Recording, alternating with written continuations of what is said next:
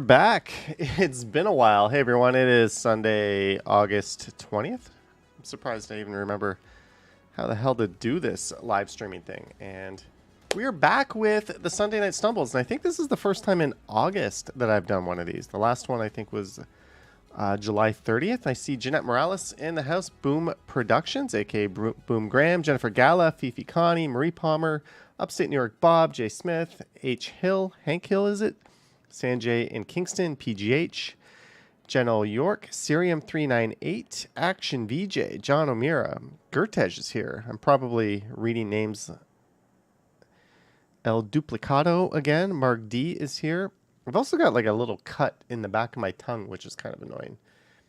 So if you see me like lip smacking and playing around, that's what that is. I have no idea how the hell I got that. Probably from the CNE today. Yeah, I went to the CNE Friday and I did a live stream and a video, and I spent a fair amount of time there. And today I went camera free. I just went as an average Joe and just kind of experienced it. I bought the ride pass and I had a pretty good time. Went on a lot of rides, went on a lot of spinny rides, and quickly remembered that when I became an adult, at some point going on any type of ride that spun me around sort of threw my equilibrium off and made me get motion sickness. Not a fun feeling to be reminded of. I can still go on roller coasters though. That's cool. But anything that spins me, yikes, I feel sick. Jelly Bean in the house as well. And our moderator, Vivian Johnson, Brad Palmer. Thanks for tuning in. Yeah, so I went to the CNE today. That's what I did. So on this stream, I'm going to talk a little bit about Europe, and I came back from Paris and Barcelona the other week. I'll show you some pictures. Some I've shown on Instagram, but I've got a whole lot I haven't posted on Instagram. I've been super lazy there. So we'll just flip through some pictures that I randomly took there, because why the hell not? I have an unboxing of something new, or rather like it's more of like a package opening. I have a special snack that I got at the CNE. And I lost a dear friend recently. Well, kind of. Don't take that too seriously, but we'll talk a bit about that. So that is all I have in store for today. However, the week before I left, I did a walk through Kensington Market on pedestrian Sundays, and a couple of viewers spotted me, and they said hello, and they gave me, whoa, this drink is see-through thanks to the green screen. They gave me this Yandy Fresh green apple cider, and this one has 10 milligrams of THC, 0 milligrams of CBD. I don't know if it is indica or sativa or what, if this is gonna make me paranoid, make me giggly, do absolutely nothing, which happens sometimes. 10 might not be strong enough, but we're gonna have this tonight, mainly because I have absolutely no beer in the fridge. A trip to the LCBO is long overdue, but thank you, friendly couple who intercepted me in Kensington Market and gave me this drink that is fortunately sealed. I don't know if I would be doing this if it wasn't sealed, but hey, it was sealed. Maple Dub says 10 grams is the limit per drink or pack of edibles, you believe. It is the regulated limit. If you go online, you can get much stronger than that. Or if you go to one of the not so official dispensaries, you can also get way stronger than that. But yeah, at any of the official cannabis dispensaries, this is as strong as it gets. Which is weird, because you're just kind of forcing regular users to buy a lot more product, because you build up a tolerance, and 10 just doesn't do it for a lot of people. But anyways, Wesley says, and if I make another stream on Sunday, then I made only 2 Sunday streams in August of this year. That is true. That is true. Boom Production says the medicine wheel is the bomb. The medicine, isn't it the medicine wheel of the Mississaugas or something like that? But anyways, to everyone out there, and whatever it is you're consuming, cheers to you as I drink a very delicious green apple cider. Speaking of which, I have something which might complement this quite well. When I was at the CNE, I picked up only the greatest snack ever made. I almost want to save these for later in case I get a little high. I went with like the sugar icing, and I've already eaten most of them, as you can see. Colette is here. Hello, Colette. Harjot. Mike T is enjoying a nice cold glass of milk. But let's have one now. These things are really best consumed fresh. They do have a truck that goes around, and you'll see it at different outdoor food markets and stuff. But if you go to the CNE, this is like, the CNE is known for having all kinds of food, weird food. It's a great place to go try stuff out. But if you haven't had these before, you absolutely have to have some Tiny Tom donuts. There's like another donut maker that's very similar to this on the Midway, but get the real thing. But yeah, it's just dusted in sugar, basically. And holy shit, that is good. I better close this up.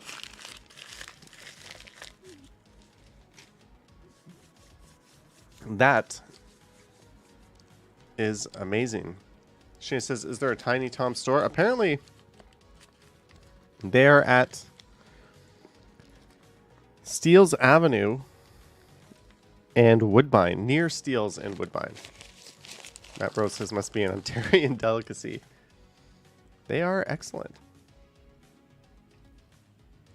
So, who is messaging me? Oh, Action Kid. Hi, Action Kid. I don't know if you're watching or not. So I recently went down a rabbit hole on YouTube. As you guys know, I walk a lot. I've been averaging about 17,000 steps a day recently, and YouTube served me up a hey, Action Kid is there. He says hi. What do I know? You're actually watching the stream. I went down the rabbit hole of looking at a different kind of footwear because YouTube served me up a very intriguing video. It was all about, here, I'll show you. These are shoes that I wear. These are Adidas Stan Smiths. I don't wear them when I make walking videos. I don't want to like destroy them.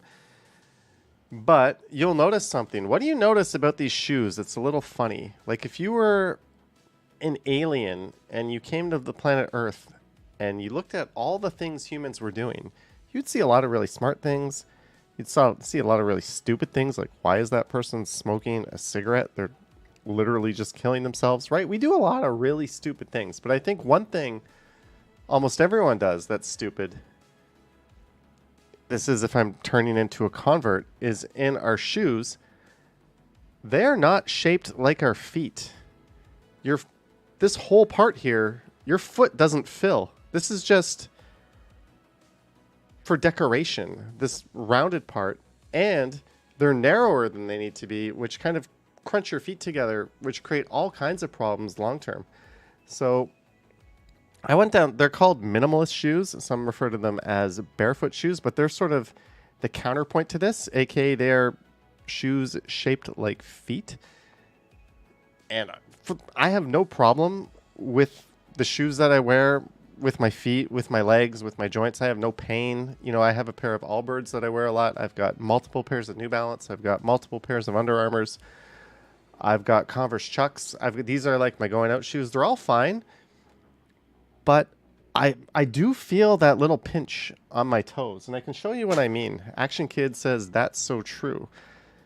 So wearing normal shoes are on the left. This is what they do to your feet. They bunch your toes together in a very unnatural position versus like a minimalist or barefoot shoe on the right, which basically lets your toes splay out normal. Now, I haven't fully drunk the Kool-Aid yet. I haven't tested this yet.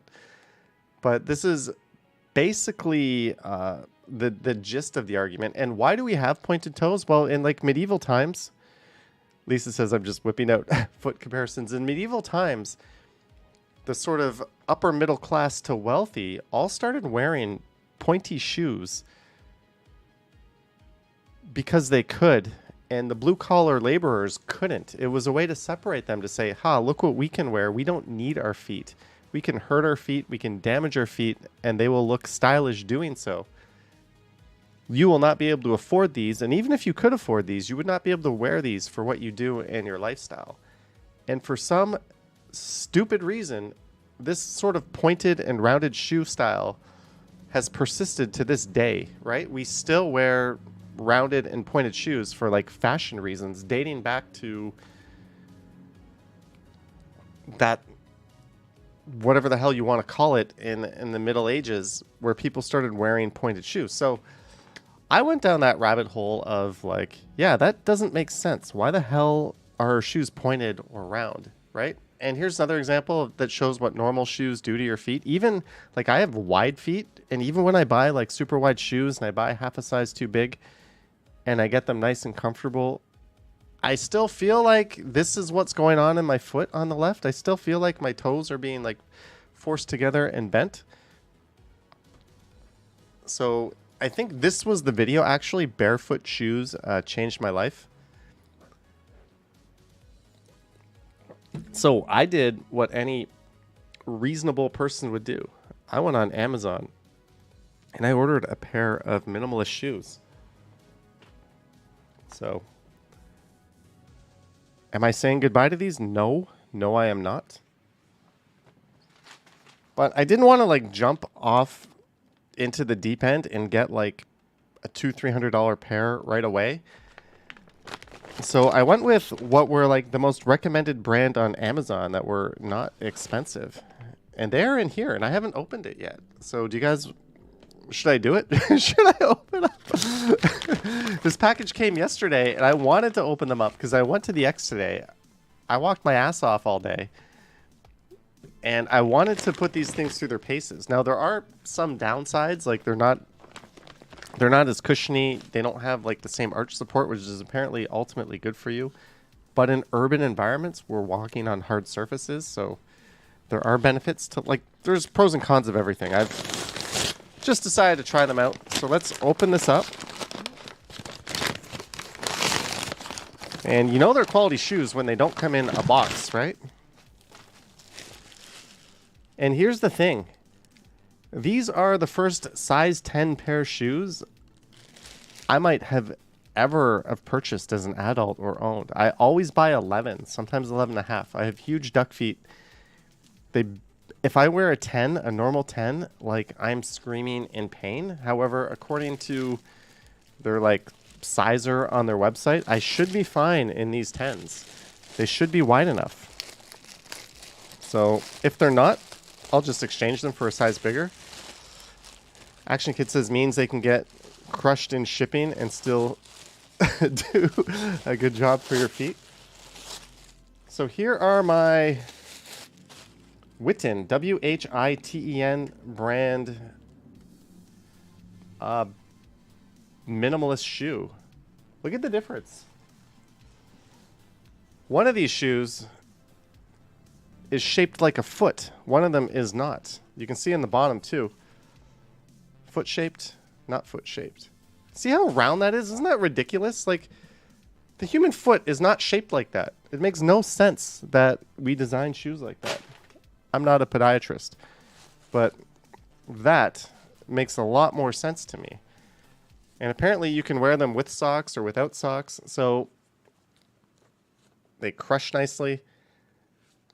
Jeanette says Merrell brand is good too. Yeah, if I like these, I'm going to graduate to like a higher end pair. I'm not bailing on normal shoes. I'm still going to wear normal shoes. But I was just really, really curious about these to the point where I wanted to try it. Alejandro says also me, 10.5 is your size, but since you have wider feet, you buy 11 or... Yeah. I'm like, my feet lengthwise measures a 10, but there's no chance in hell I can wear a 10. And Pumas are super tight. Adidas are kind of tight. Naughty Brown says there is no support in those. Your feet will spread. You want your feet to splay. Anyways, I'm going to try this on. And I'm going to see if it is true that I can fit a 10. If not, maybe we'll be... Okay, so... they're nice. I've got it.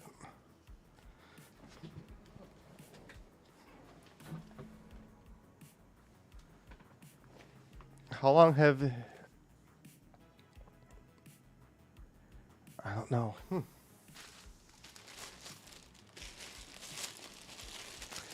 They are just a little bit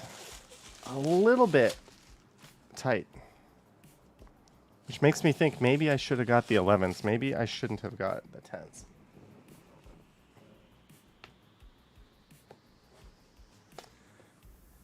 Liz 279, she says, the Sideshow Bob called what? And he wants his clown shoes back? Are you calling these clown shoes? Thank you for the 279, Liz. I will cheers to that.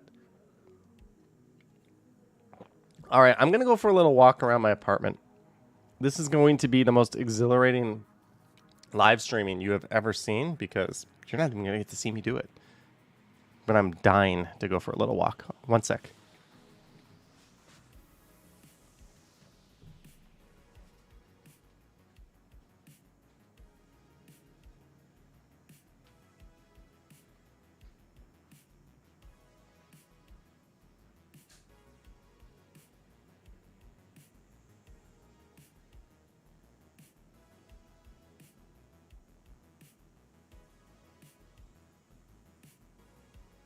Sideshow Bob called.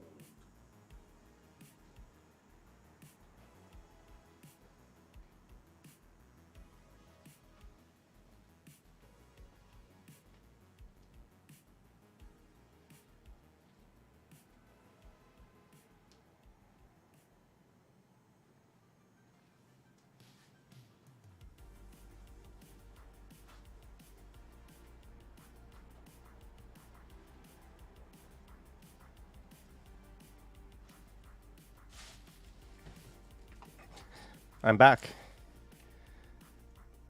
So, I can confirm something. I can definitely confirm something. They are, in fact, shoes.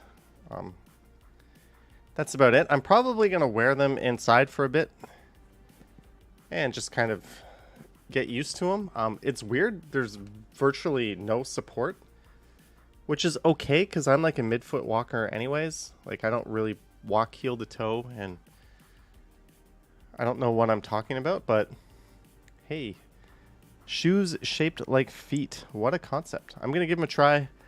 I'm going to wear these, or if I decide to return them and get a size bigger.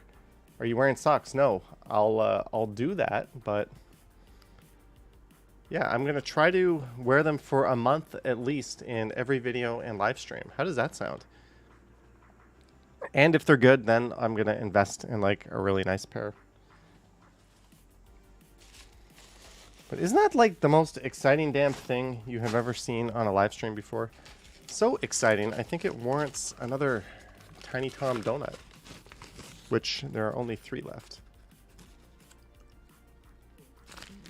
Lisa likes the style overall.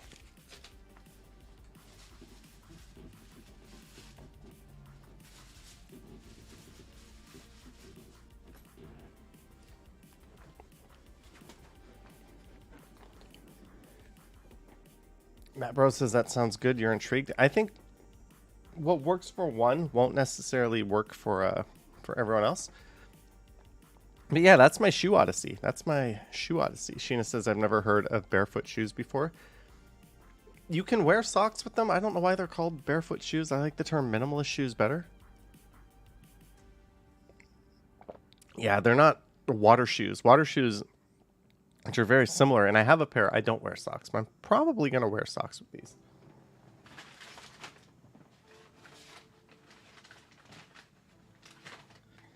And Jelly Bean says next week sunglasses. Why next week? When I was in Paris, as you know, I went to Thailand in April, and I bought myself a pair of very, very genuine polarized Ray-Bans, which I lost in front of the Eiffel Tower. And then I bought these. These set me back a cool 10 euros on La Rambla in Barcelona. But these have been my new sunglasses. The lenses kind of suck. They're not polarized. They just kind of make everything duller. But they work. Apparently, these are better for my face shape. The other ones I wore were like not very complimentary to the stupid ass shape of my face. So we'll try these out. And as an added bonus, isn't this exactly what you want to spend your Sunday night doing? Watching a 42-year-old man talk about his $10 sunglasses and how they fit into a totally genuine Ray-Ban case. So I mentioned I lost a friend earlier yesterday. I was taking a shower and something very traumatic happened. The most traumatic thing that could possibly happen to someone while showering happened to me.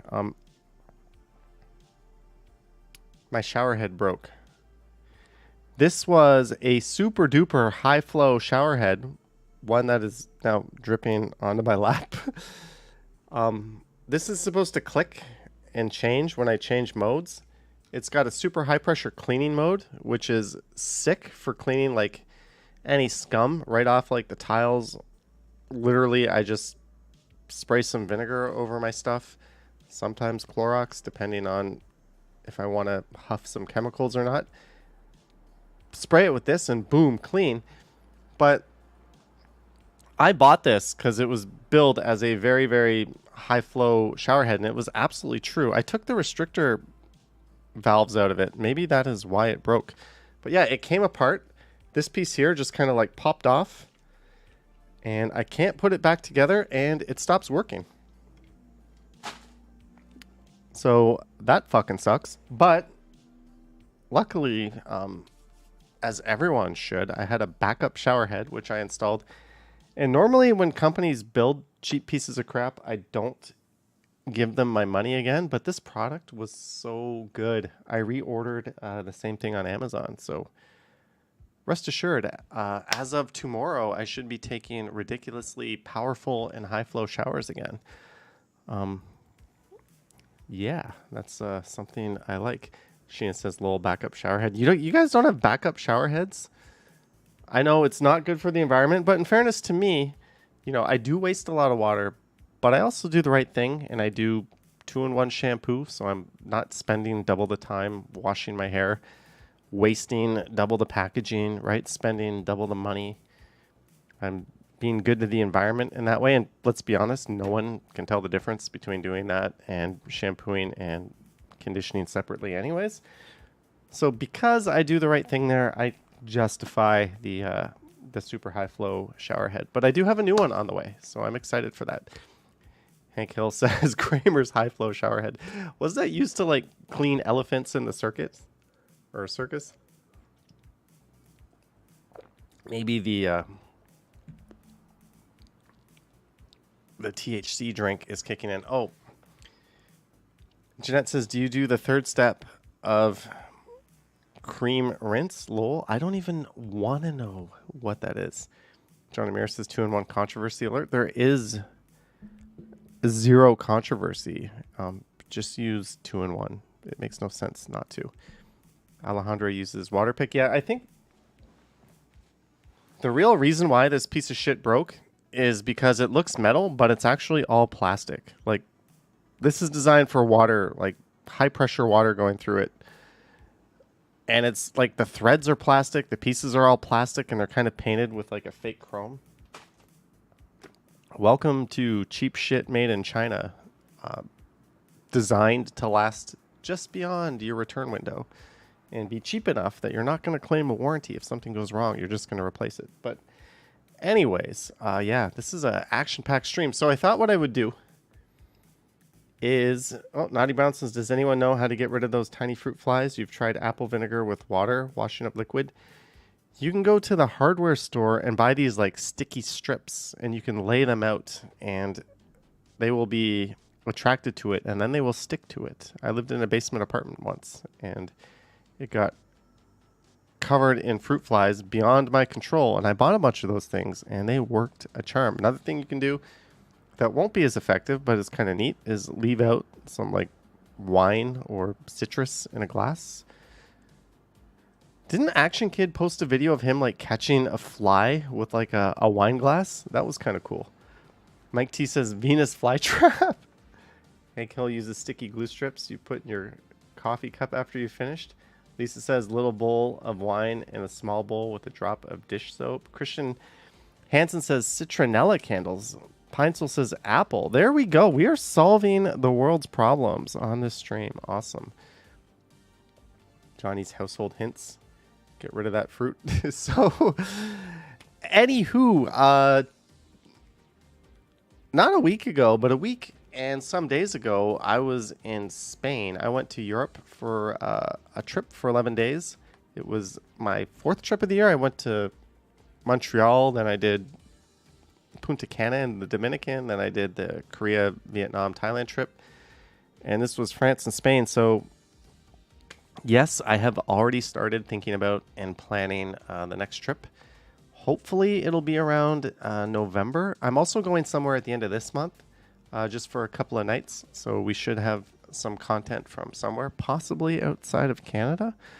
Yeah, I'm going to New York, but the state, not the city. But I do want to do at least one more like really big trip this year. So I've started to plan. I've started to see what I can do in terms of using all those arrow points I've collected and see what I can put towards maybe doing business class again. Kind of liked business class. If you got points, why not? Properly pat myself on the back. Speaking of which, one of the channels I watch, one of my favorite channels, sorry, Barefoot Shoes, posted an excellent video. He's like a kind of like an aviation blogger, and he just shows his my basically like my Toronto to Paris video are basically like knockoffs of what he does. Him and like Josh Cahill do it professionally, but he did what I think is a very important video today. He posted airport assistants flying with a disability, United versus Frontier. So his wife does require assistance at airports, and he went through the gate alone and boarded the plane, and his wife did the same experience on the same flight alone without his help, just to compare their experiences. They did it with United, and then they did it with Frontier, just to show some of the challenges someone with a physical disability faces boarding an airplane and going through the airport. And it's just fascinating to see that from that perspective. Noel has been advocating for better, I guess, services and support in airports for people who need assistance. So it's an eye-opener. It's a bit different. It's also nice to meet his wife. I think this is the first time she's been on camera. But I thought that was a really cool video, since I was talking about flying and where I want to go next. That's what, maybe I'm already getting hit by the weed. Anyways, so I've been posting some pictures. Alejandro says I'm subscribed to his channel from my trips on Instagram. I posted a bunch of pictures from France. I posted some from Barcelona. Alejandro says not the first time. Shows how much I know. Shows how much I know. She did seem a little bit quiet and reserved on camera, but I guess that's to be expected. Chris Mill says Noel now lives in the U.S. Yes, he lives in Texas, of all places. So I've posted some pictures from my trips on Instagram, and just before this live stream, I kind of quickly went through photos.google.com and pulled some more pictures. So we'll take a look at this. Christian Hansen says we need more services for the disabled in need. Yeah, it goes without saying. I mean, it's good to see the TTC committing to making every subway station accessible. That's one thing I appreciate about living here more than Europe is just how much more effort we put into making things accessible. The Standing Bear from Exile, the rat who plays Danganronpa with a new name returns to see my favorite Toronto boys, Ken and the Stride Man, reporting from a very hot Florida. Hope all is well. Well, you know, the Standing Bear is sure AF a lot easier to say than your last name. Cheers to you, and thank you so much for the $20 in your support. The rat replaced Danganronpa with a new name returns to see my fave Toronto boys, Ken and the Stride Man, reporting from a very hot Florida. Hope all is well. Thank you, the Standing Bear. It seems like I'm never going to get around to showing these pictures. I just remembered something as I picked this off my desk. I got a new scooter sent to me, and I don't know if it was my fault or the scooter company's fault, but the back tire was flat. And they actually wanted to send me a whole new scooter. But what I did was I took this scooter in, and I just had the back tire repaired professionally because, you know, I didn't want to deal with getting another scooter and dealing with all of that. I don't know if they wanted me to return this one or not, and I certainly didn't want to have to ship that back. So I'm thinking either tomorrow or Tuesday, I'm going to do a live stream on the new e-scooter. What does this mean for you? Nothing. It is pretty much going to perform exactly the same as the old scooter. But before I make a video on it and offer up my thoughts, impressions, and kind of give a mini review, which I told them I would do in exchange for getting the scooter, I need to ride it. I need to like put some miles on it. So I'm probably going to do a live stream or two and maybe just ride it a whole lot before I make that video that I told them I would make. So maybe tomorrow I will be doing that. So look forward to a possible e-scooter stream on Strides. Hank Hill says, I was watching your Boxing Day Eatin' video and you said you worked at Square One. Which store? I was in the food court next to an Orange Julius. And in between Orange Julius and Jorgenfru's. That should tell you all you need to know about where I was working. Jeremy says hello. Hello, Jeremy. Oh, another thing. I don't know if this is worth mentioning or not, but I brought this channel up. One of the biggest Canadian YouTube channels is mired in controversy right now. Linus Tech Tips, they have a number of channels. I watch their stuff. I find it, I don't watch it for information. I watch it for entertainment. I watch TechLinked, I watch TechQuickie, I watch LTT. They also have like the best Apple channel out there called Mac Address, which I watch. Robert Parker, here's something towards a prospective future trip to my wife's hometown in the Philippines. I hope you can make it happen. Robert Parker, thank you for $10. May I ask what the hometown in the Philippines is? I have been to Manila and Boracay and around Cebu.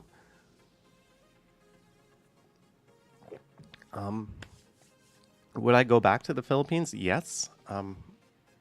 So let me know what hometown it is, and I'll see if I can. Future trip to my wife's hometown in the Philippines. I hope you can make it happen. And I'll see if I can will that into happening. Jennifer Gala says, I was so surprised with Linus. So what happened was one of his. This is like the biggest. Well, there's a few MKHB. But this is the biggest Canadian tech YouTube channel, and at least the top 2 tech YouTube channels in the world. Linus Tech Tips. It's based in Vancouver. They're essentially a $100 million company. They've grown that big. They sell merchandise. They've got like 100 employees. They've got a full-time CEO.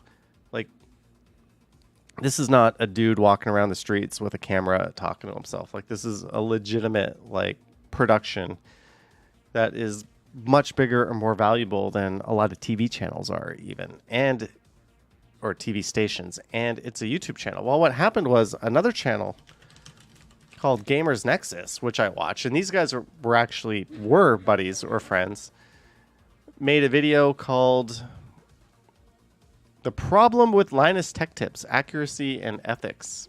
A few days ago, this clip from and responsibility. And he talked about how Linus Tech Tips sort of cut a lot of corners and they made a lot of mistakes in their videos. And Everett Clendenin, $20, enjoying the show. Thank you, Everett. Can I just say Everett C? I know partially Jaime's probably going to trip over that, but thank you, Everett, for the 20. Much appreciated. So, like, Linus would review, like, a graphics card, and there would be obvious anomalies in, like, the reporting data that they wouldn't catch that were actually testing mistakes. Sometimes they'd correct their errors, sometimes they wouldn't. Speaking about correcting errors, I make all kinds of mistakes in my videos. It's normal, we're human, every YouTuber does, but because he's making videos that people are making very expensive purchase decisions on, and because they're kind of like an authority in the field, there is a higher standard at play here, and he got roasted for that. And then the channel decided, rather than doing daily videos, they responded by saying, okay, for a week, we're shutting down all of our channels. We're going to fix these issues internally. And you think, okay, that's a valid response. They're taking care of business. But then an ex-employee came out of the woodwork and basically accused them of treating her really, really poorly.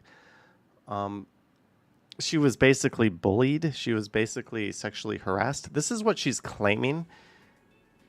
And other ex-employees have said that is how I remember things. So it's a little bit damning on the part of this YouTube channel. Now, they're doing like a third-party investigation. They've committed to like publishing. The whole thing's turned into a mess. And basically everything with that former employee Madison is purely an allegation. But it's just weird how they went from like, okay, we've got some issues to fix on our video production side, to holy shit, this might be a toxic, bad place to work.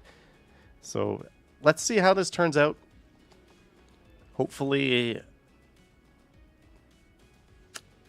I don't know. I don't want to say hopefully one way or the other. I just hope that if her allegations are true, the right actions are taken. And if they're not true, life goes on. Sirium says, I heard Linus could have sold his channel for $100 million at one point. He should have taken that deal. His brand has really taken a hit. I don't know how he recovers from it. Sirium 398, $10. Thank you for the $10 and your message. Billy T says, ex-employees are not good for testimonials. Yeah, but when there are current employees too off record, kind of corroborating what she's saying. But an allegation is just that, an allegation. So don't know.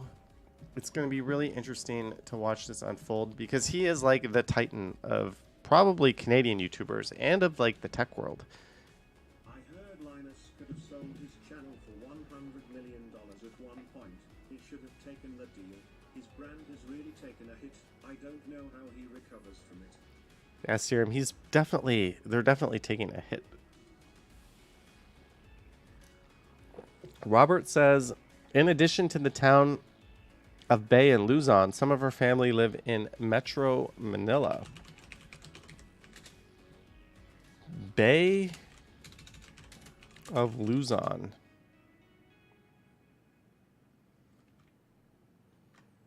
Okay, they did a terrible job here. Luzon, Philippines. Let's see. Are you going to give me an exact location?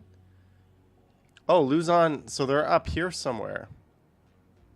That's, I don't want to say not too far from Manila. I just went to Manila, and then I think Boracay, which is one of these islands somewhere, and then we landed in Cebu. Jennifer Gala says, Unbox Therapy has a bigger YouTube channel. I disagree. Unbox Therapy is up to something no good. He's up to something shady. He will have videos, 1.2 million views, So look at this, guys. and 1,400 comments. He has some with 1.5 million views, 964 comments. Imagine having a video that got viewed 1.5 million times and only had 964 comments. Am I putting my foot in my mouth here? My video here that has 1 million views, the only one I can compare to it, has double that, 1851. His engagement is really, really suspect relative to every other tech YouTuber. He's been called out for that as well. There's like YouTube videos breaking it down. So he might be buying or botting some views for the sake of getting sponsorships to keep it going. But there is something. But why would more people be watching on smart TVs his content and not other content, right? Like, my genre gets watched on smart TVs more, but so do the other walktubers, right? Versus other genres. But in the tech sector himself, he gets like 1/10 of the engagement of like other tech channels. Also, he has done some really, really shady things, like the Lou case. He tried to, I'm not going to get into it, but basically to me, his videos are just commercials now. It's just him opening something someone sent him and him going, ooh, about it. It's not I don't know. I just tease, like when you watch MKHB or Mr. Who's the Boss or even Linus, you feel that the reviews are genuine and sincere. When you watch Lou from Unbox Therapy, you're like, somebody just wrote the script for him and sent it to him and paid him to do it. Like all their videos are basically adverts. I'm not salty. I just not a fan of that channel. Anyways, JD says Marquise Brownlee is the best. MKHB is awesome. So is Mr. Who's the Boss. I like Mr. Who's the Boss more. Anywho, Harjot recorded a video. You know what, Harjot? I saw you in Liam Epic Nation HD's video. We got to see the one and only Harjot. It was nice to finally see you in person. Well, not in video person. Is that a thing? All right. I'm going to show these damn pictures from Europe. I swear. I'm going to show them. And I've got a little tiny donut to eat.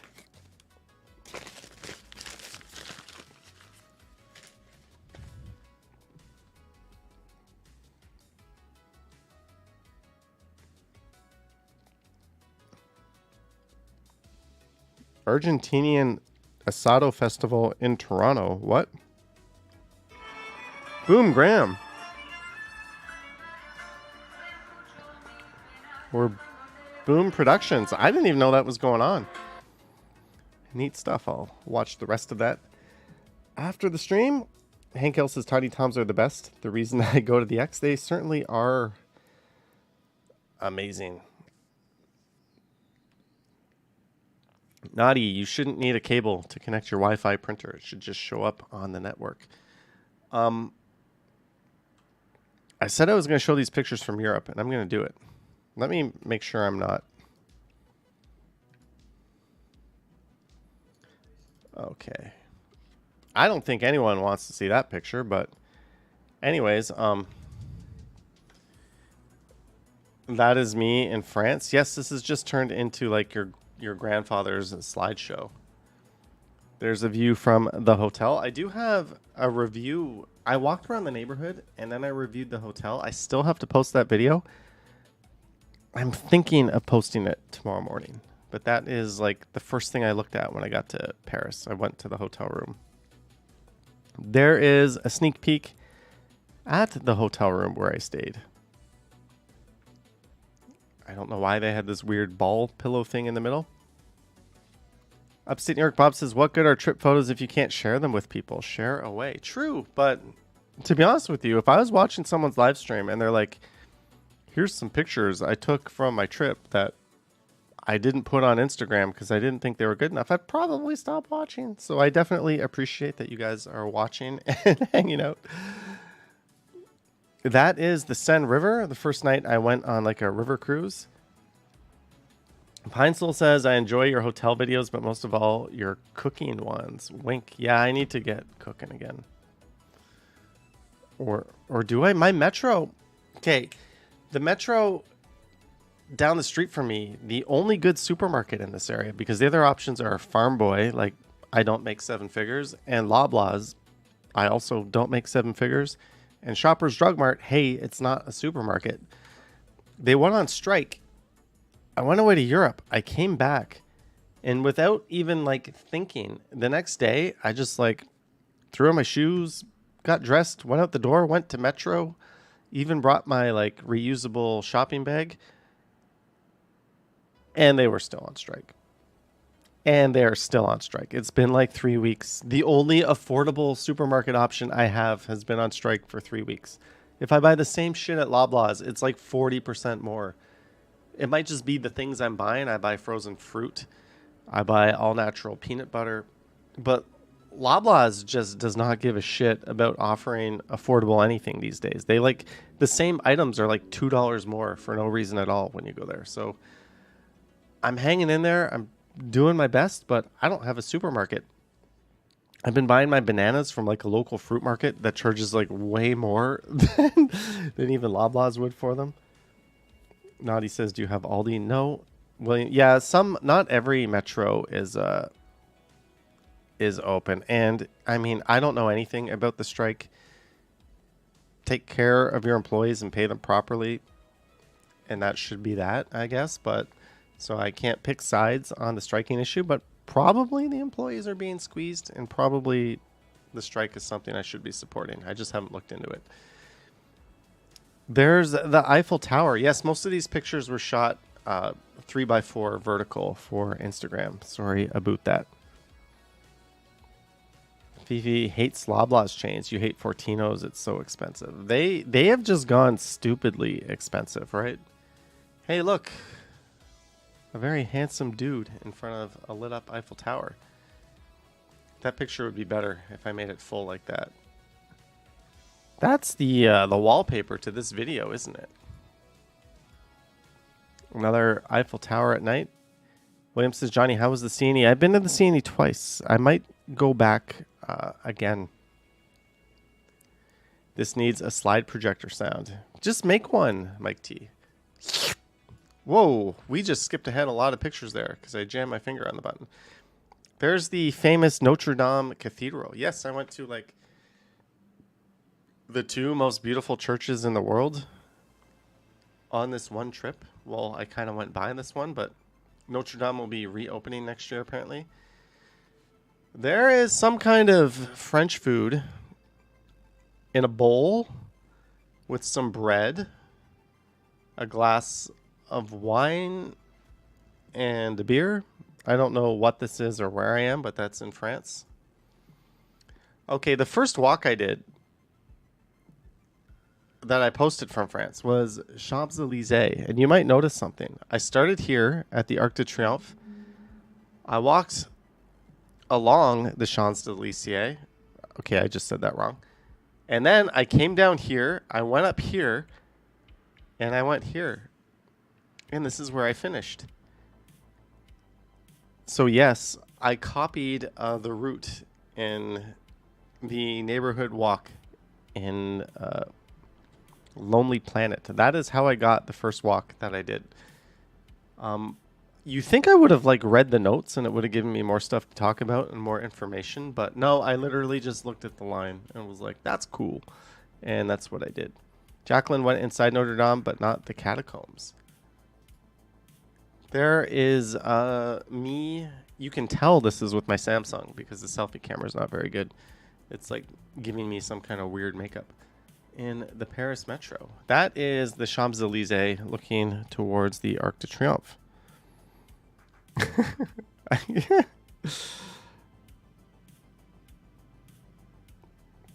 Okay. Novell Cost says, "I think I prefer the Montreal Notre Dame, but Paris has more historic value." Isn't it like, aren't all the other ones just like wish.com versions of the original?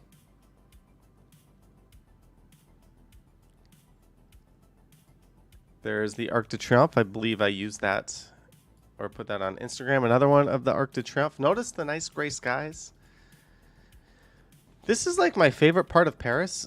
Every street you go on, there's like a cafe just sitting there. Like I was literally walking my ass back to the hotel and didn't really want to sit in my hotel room for a few hours. And like, what is there right outside? There's this cafe. Kind of felt like a coffee, but I also kind of felt like a beer. Can I have a cappuccino? Yes. Can I have a beer? Yes. How much was that? Oh, that is €6. And you're like, what? Do I have to pay tax? No. Do I have to pay a tip? No. €6? Yeah. Like, that's an ashtray, but no, I did not smoke. I don't smoke. That is the disgusting thing about Paris, is a lot of the other people there are smoking. So you're enjoying your excellent and cheap beer and your frankly shit coffee, because I don't think they know how to make coffee there, at a very good price outside, amazing people watching, but you have like clouds of disgusting cigarette smoke like wafting around. It makes you wonder, if European people stop smoking, like, you think their average life expectancy would go up like 10 years? They already live about the same as North Americans, but they smoke way more. They drink way more. They work less, and they don't really have that fast food culture, so they eat a lot better. But man, they smoke a lot, and it is really noticeable. Anyways, there's the statue thing by my hotel.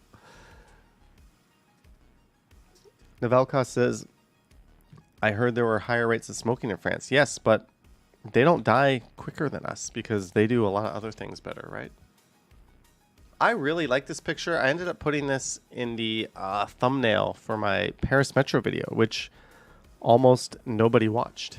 But I thought it was a cool picture just to see like this kind of New York City style metro train roll in all graffitied up. That I also thought was cool. JD says, great shot. I was at this like, I don't want to say hipster, but like kind of like cool place. It literally was in like a neighborhood with nothing going on, in like an industrial warehouse building up on the 7th floor, and you never would know it was there. And then you go up there and it's this like happening cocktail bar dishing out pizza, and it's like everyone there is kind of like looking like they're trying to look cool. And I went to the bathroom, and this is what I found. Like, one of these was not a bidet. That's 2 full ass toilets just like facing each other. What is that? I don't know. And they both have toilet paper. Like, maybe it's like, you know what? Someone is going to ruin the toilet. They're going to piss all over the seat or crap on it. You're not going to want to use it.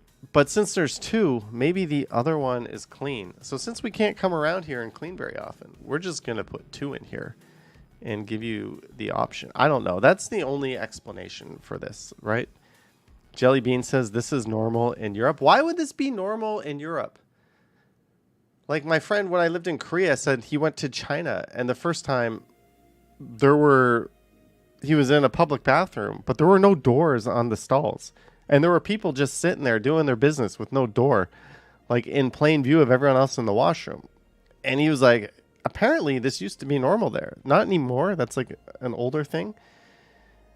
But why would they do that? And why would they do that? Why would they do that in Europe? That makes no sense. Is that for you and like your kid? Naughty Brown says it's not normal here. Maybe the UK are a different breed. Is that a 2-person washroom? I don't know. So I found this. I think that place was like Le Perchoir or something. Is that it? Le Perchoir, Paris. 10 restaurants Parisians won't tell you about. Le Perchoir. Yeah, it was like half the fun of the chic new rooftop bar and restaurant, whatever. Anyways, I found this little speakeasy, like farm to table cocktail bar called Little Red Door, and this is just a picture of the Little Red Door. It was neat. Stupidly expensive, but neat. And there is my cocktail. Don't ask me to describe this. You do sit uncomfortably close to other people you didn't go there with. That is the top of the CN Tower in my t-shirt. Yes, I think not consuming any THC in a month has made 10 milligrams enough to get to me. I'm probably a little high right now, which means what video? Okay, tomorrow morning is gonna be my last Paris video. Look at that dude just sitting there with a cocktail in his hand. The 2 toilet room solved. It's the toilet you use when very hungover. You can relieve yourself while throwing up. Boom Productions. You have solved the problem. Novell Cost says, nice ceiling. Yeah, I'll do one of those reaction hearts to that. This is the Louvre. Apparently this was like an old palace. It had many uses before it was. Why do they call it a museum? Isn't it an art gallery? It's like, it's not full of artifacts. It's full of art, right? We have the Art Gallery of Ontario, mostly art. The Royal Ontario Museum, which shows artifacts. So why is that a museum? Isn't that the Louvre Gallery? Why is it the Louvre Museum? Art gallery versus art museum. What's the difference? An art gallery is a private and commercial enterprise curating exhibitions with its portfolio of artists. In contrast, a museum is a public and non-commercial institution curating an exhibition program for cultural and educational purposes. There we go. So the art gallery is basically not trying to be a school. There's the difference. I didn't know that. It was just one of those things that bugged me. Like, why are shoes not shaped like feet, right? Just one of those things that are always going to bug you. Now we know. Sweet. That's some famous statue that lost its head. Novell Cost says, I think of a place that displays historic art rather than any art, including contemporary art, is a type of museum. Ooh, like the Van Gogh Museum. There's just some perspective on how itty bitty tiny the Mona Lisa is. Lisa says they have courses and educational programs at the Ego. Yeah, but it's not like government run, right? Isn't it a private or a separate entity, maybe a nonprofit? That's the Mona Lisa. That is me. It just so happens that on the 2 big excursions I went out, I wore the same t-shirt, which I was washing. So that's why I'm wearing this t-shirt in a lot of pictures. I brought like 8 shirts. It just so happens that this is the one that showed up in most of the pictures. Rip my old Ray-Bans. Those are gone. I left those in the Eiffel Tower.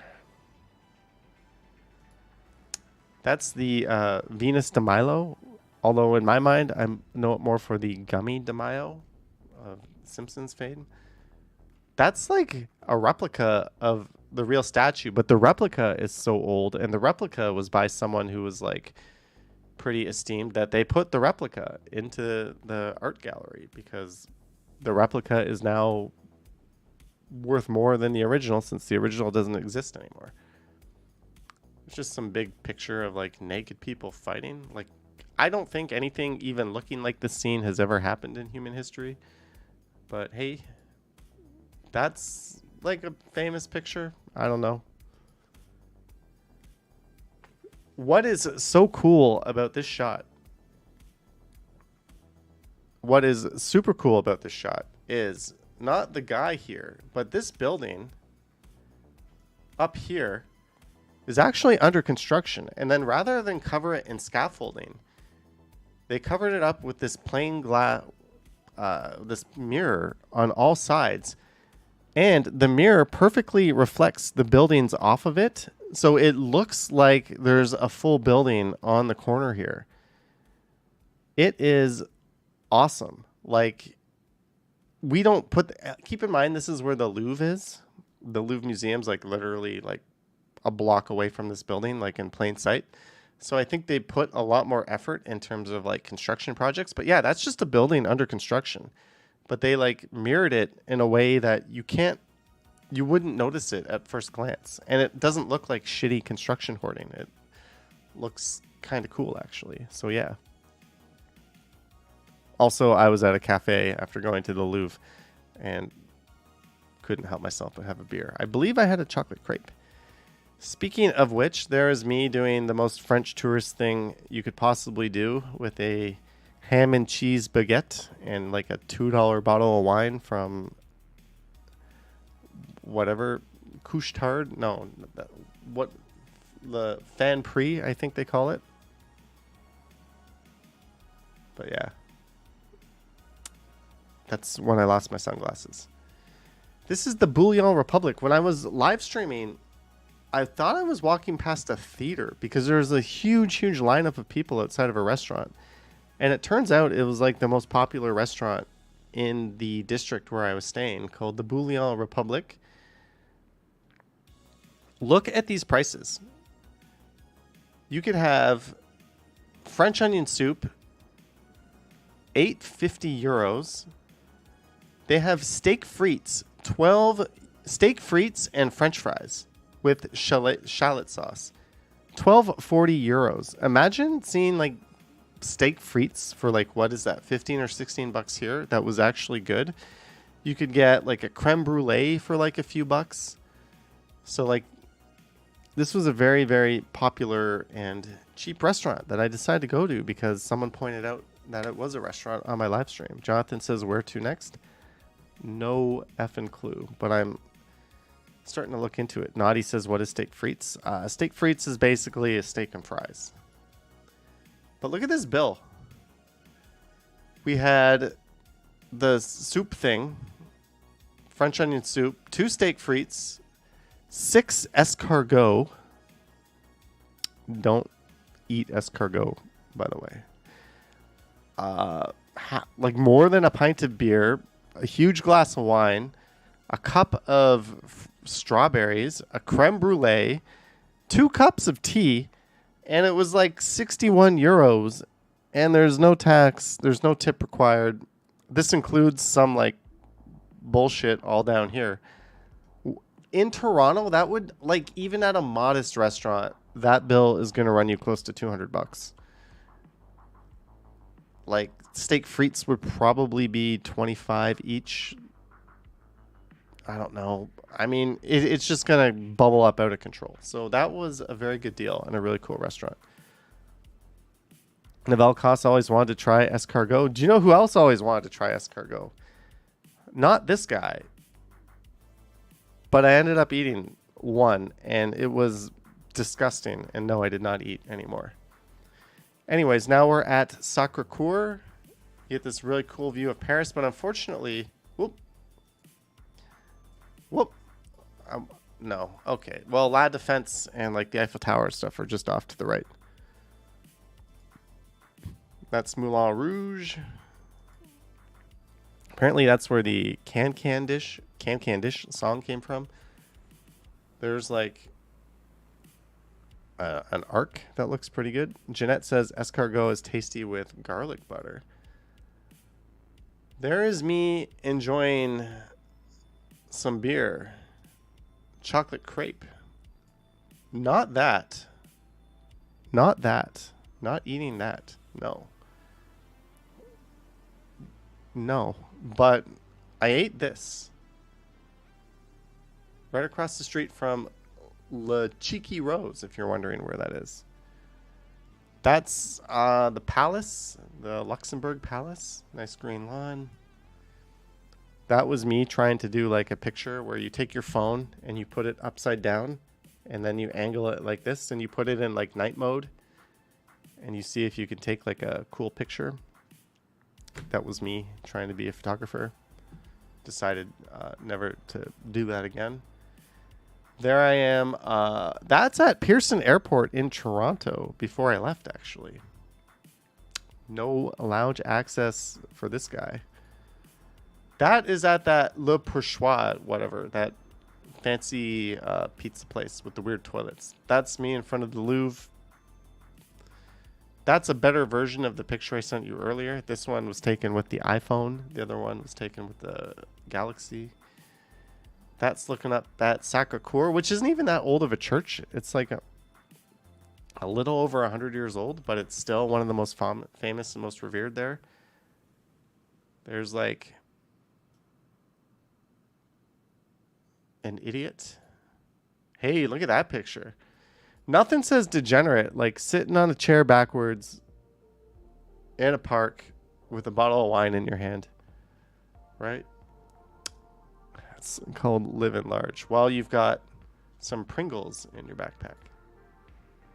There's a picture of me, or a video of me recording a walking video. Look at that. You'll notice something. When I walk, I am very light heel to toe. I'm not very heavy on the heel. I'm barely bringing my heel down. So I'm kind of what you call a midfoot walker. Ooh, that one looks like my heel is pointing straight up. I assure you that freeze frame there is just an anomaly, and that didn't happen. Anyways, how do I get to the next picture? Oh, we must be out. So yeah, that is it for France. Should we run through the Spain pictures? Ooh, speaking of running through, I think that THC ran through me pretty quick. All right, this is all we're going to do. We're going to take a look at these pictures from España. Is that how I don't know. I probably just offended half of the world saying that. But anyways, you can sit backwards in several parks now in Toronto with a bottle of wine. Oh, it's not just beer, but all alcohol. Good to know. I need to make a video showing that. JD says, is the high-speed train video out? No, I haven't had time to put that together and upload it. But it's going to be a 6.5 hour train ride, just looking out the window. I'm probably going to have that up within a week or so on this channel, Johnny Stumbles. But anyways, yeah, that's a view from Gare de Lyon station. When I fly, I usually have a suction pack. I was reading Robert Parker's message. I noticed you're a swift walker, faster than Action Kid or Ken Continuum. I think me and Ken walk about the same pace. I think Action Kid, not that he walks slower, but his style is a little more taking in his surroundings, where I'm a lot more like going from point A to point B. But I forgot my suction mount to put this thing on like window planes and on the train window. So I found that I could stick my camera behind my iPhone case or whatever case that is, and then it would sit there and act as if it were mounted. I later learned to slide my camera up this way so I could plug in a battery power bank and not let my camera run out of battery. Do up a mega thumbnail on Photoshop for high-speed rail videos, says JD. I don't know if that's my style. I think it's kind of a boring video, to be honest with you. We'll see. And the other thing is, there's no more content like that on the channel, right? So if it pulls in a bunch of people, for what? There is my work environment on the first class train. I got my camera recording, my laptop here, plugged in, doing stuff. Of course, drinking the Estrella, which was excellent. There's a view of the south of France. And I have arrived in Barcelona. Pretty ingenious, says Jeanette. I thought this was cool. Oishi Ramen Station. I don't know why I took that picture included. There is a Gaudi building, the Casa Mia. I discovered my first night there. That was down the street from my hotel, but I thought that was pretty cool. There's another one, Casa I don't know, Castle B somewhere. Are we still on? Yeah, we are live, apparently. Sheena says stunning. I was about to say, I think nobody chatted for a while. You guys have I put all 166 of you to sleep, apparently. This is La Rambla in Barcelona. I did not know it at the time, but Rambla, I think, stands for river, and this is a street that covers up an old river, and they made the tiles look wavy to sort of tip its hat to like the river that used to be there. This is also the street with the highest concentration of pickpockets in the world. It's probably the most touristed street in Spain, one of the most in Europe. It's kind of neat. It's awesome for people watching, but it's the kind of place that you're going to go to once and like just never go again because there's no need to. But yeah, that's La Rambla. I made a video there. My tongue is swelling for some reason. That's me trying on the new sunglasses. That's just something I took a picture of. There's some art. You can see that. This guy's drooling into her head, which is pouring into this cup, which is getting sucked out of a straw by these other ones. I don't know.